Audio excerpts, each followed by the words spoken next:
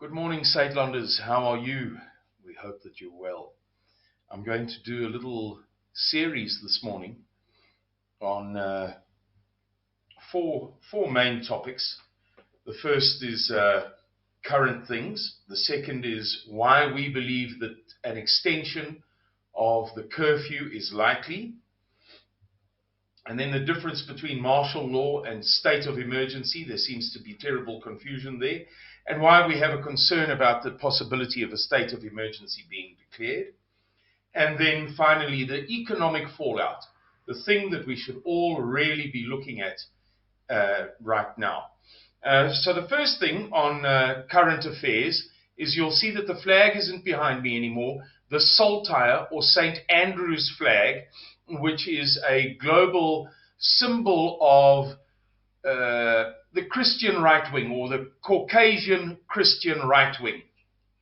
And you will have noticed that the St. Andrew's cross is like this, and that's obviously very similar to the Confederate flag, and that sort of gives you some insight into things. I took it down because a number of people were quite overwhelmed by it. We used it because we are unable during this curfew to get a nice big printed Saitlanders background that fits the space correctly. And I was trying to cut out the cantilever brackets that support my bookshelf, which look quite ugly. Anyway, it didn't work. It bewildered many people. I've taken it down. What is the current status of affairs in South Africa under the curfew? Things are pretty peaceful. They're pretty okay. There have been some signs that things would boil over. We are still anxious about that. But things are not looking too bad. We'll get to the gloomy stuff before too long, trust me. Another quick thing on current affairs, fake news. Guys, we all make mistakes. I have made mistakes. If you make a mistake, correct it. But more importantly, err on the side of caution, please. Don't repost and forward things that you can't verify or that don't have verification within them. Don't do it. Don't do it. Err on the side of caution.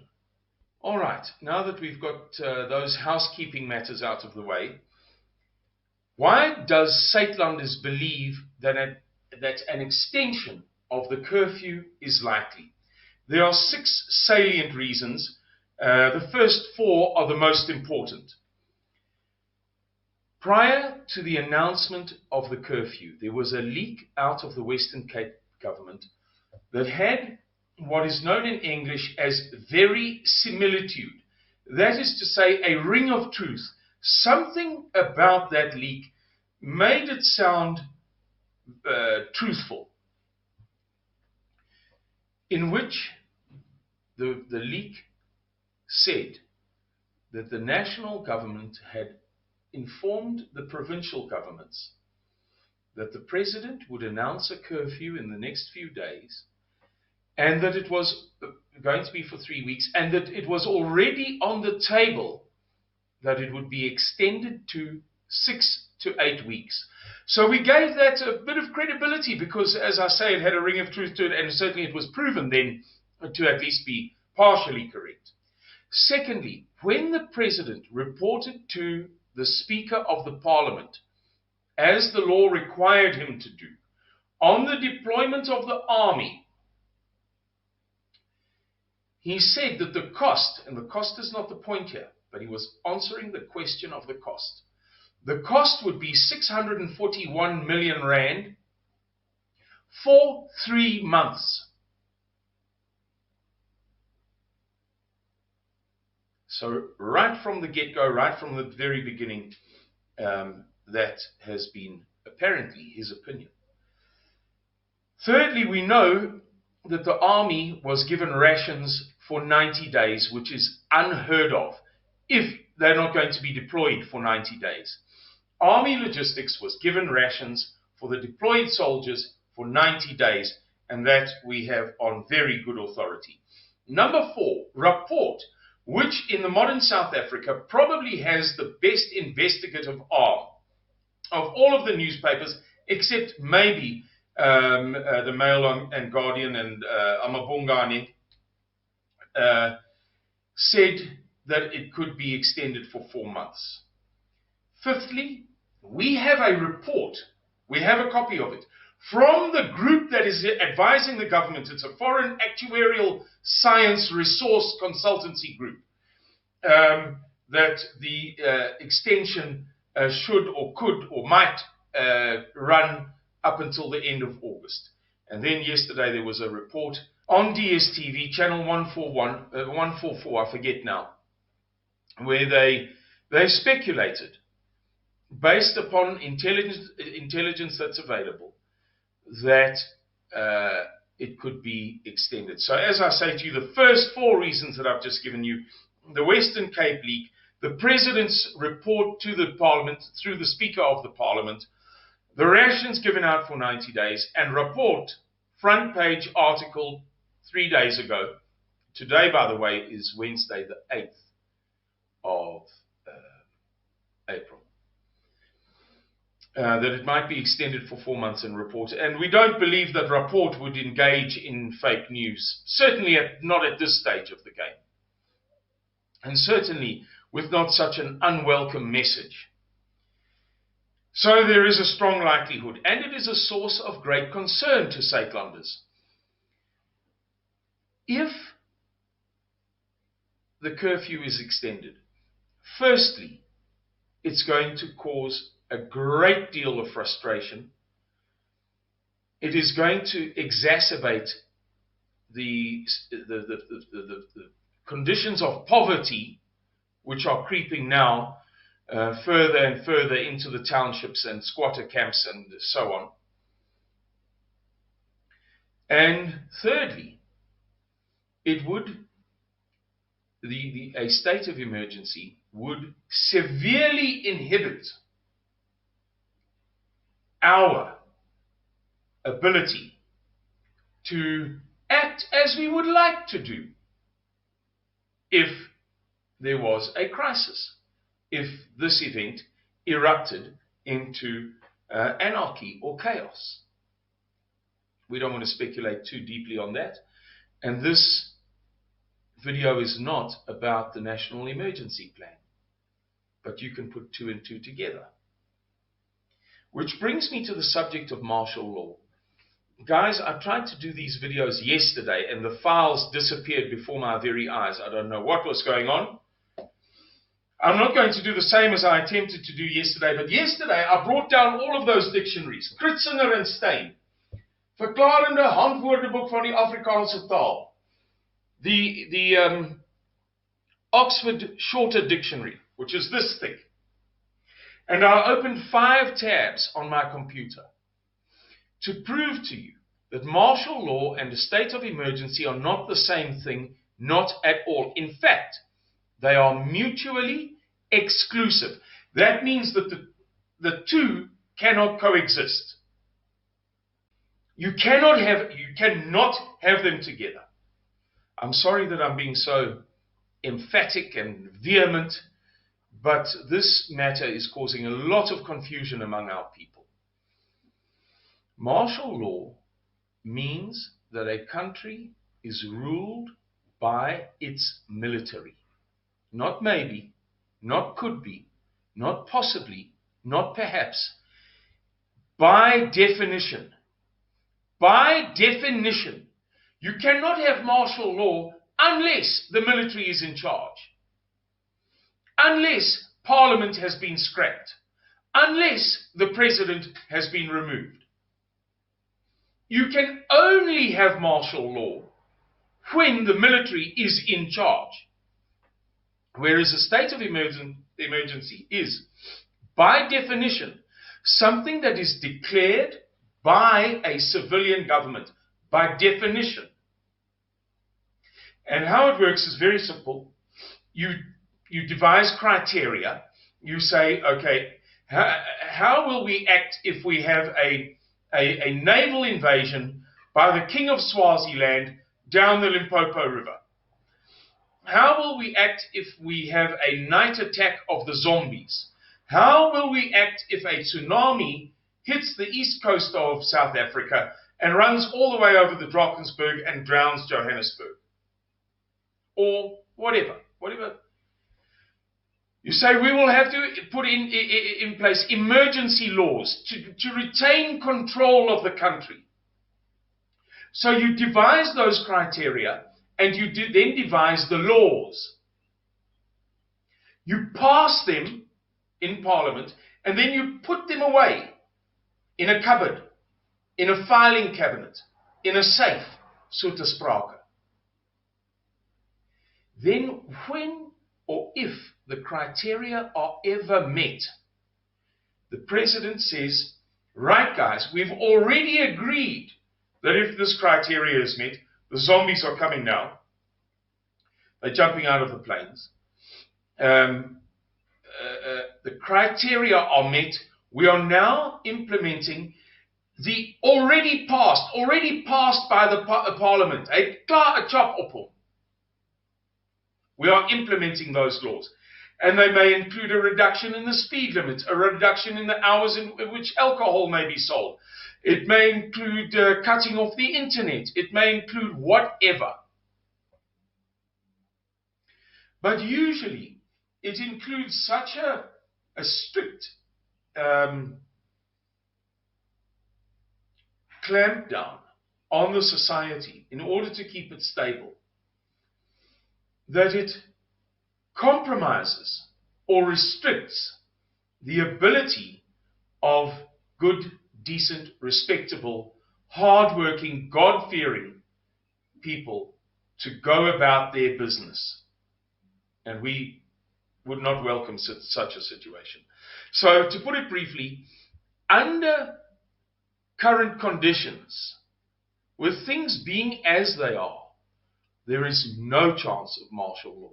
Of course, if things change, let's say, God forbid, there's an assassination, or whatever the case may be, if things change, then anything is possible.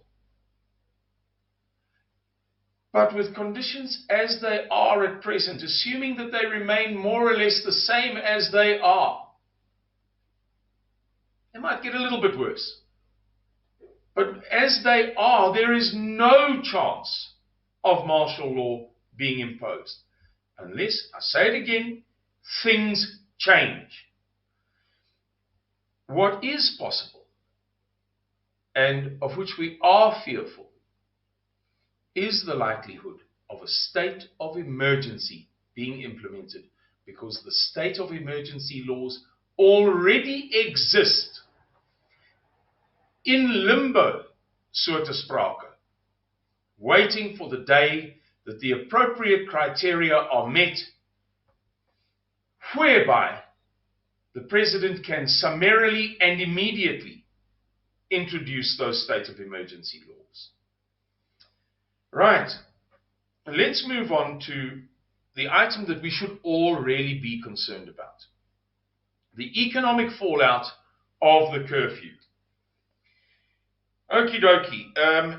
I'm going to begin by quoting News 24. Today is the 8th of April, 2020.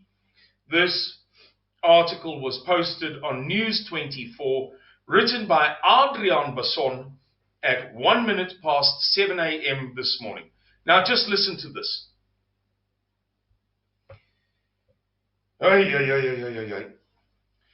Whether President Cyril Ramaphosa decides to end or extend the lockdown, the price could be just as high for South Africa and its people, writes Adrian Basson, who is the editor of News 24. Bull dust. Human beings have been putting a price on human lives since the dawn of humankind. The African National Congress put a price on human life every time that they undertook some major event that involved violence. We expect that 10 people might get arrested or 13 people might get shot, but it's worth us doing this. operation whatever, strike whatever, riot whatever. By definition. So have conservative Christians done it. In the 100 Years' War, in the 80 Years' War, in the 30 Years' War, in the 7 Years' War, in the War of the Spanish Succession, in the War of the Roses, and so on and so forth ad infinitum. In fact, in the Bible, we are told what is the value of a human life. And many of you have probably heard the story that Judas Iscariot, the 30 pieces of silver he got, was at that time the traditional price on a man's life. I'm not a theologian. I've heard that sermon more than once in my life.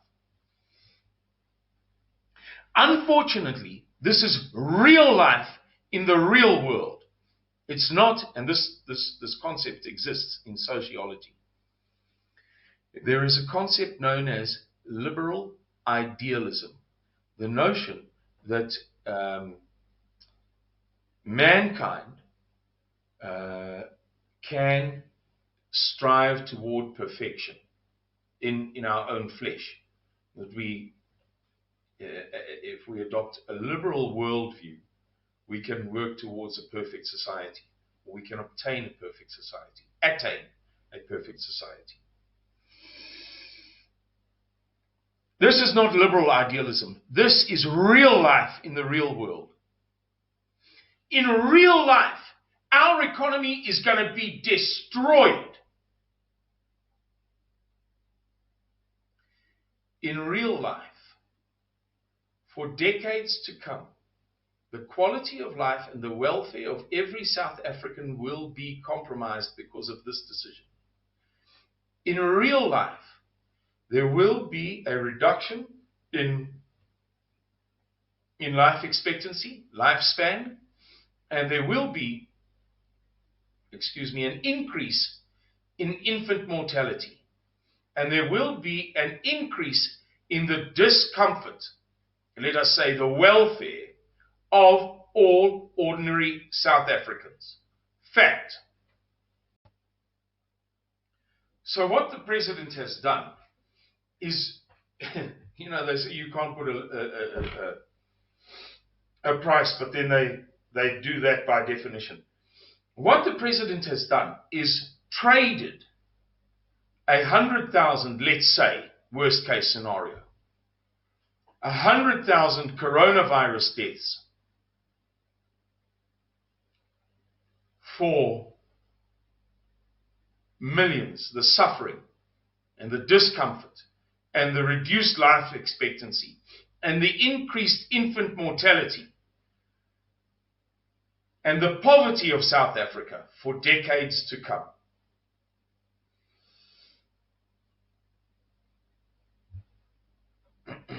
And this is mathematical. It's not news. It's mathematical.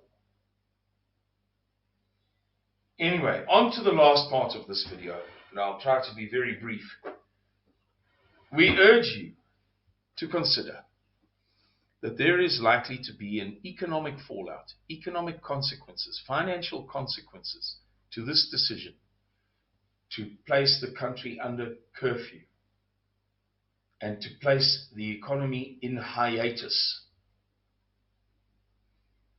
for hibernation, if you like, for 3 weeks. And we are all going to be tremendously affected, I beg your pardon. And we should all be considering how to position ourselves for that eventuality, that imminent eventuality. We don't have magical solutions, we stakeholders. But we can see the writing on the wall. And we do believe that it is now prudent and timeous to inform people that there is an economic tsunami coming and that they should begin to consider how best to position themselves for that certainty. I hope that this video has been helpful. I hope that it has opened your eyes to one or two things that you might have been struggling with. And sincerely, I pray that the Lord bring all of us through this as best possible. Amen and thank you. Bye-bye.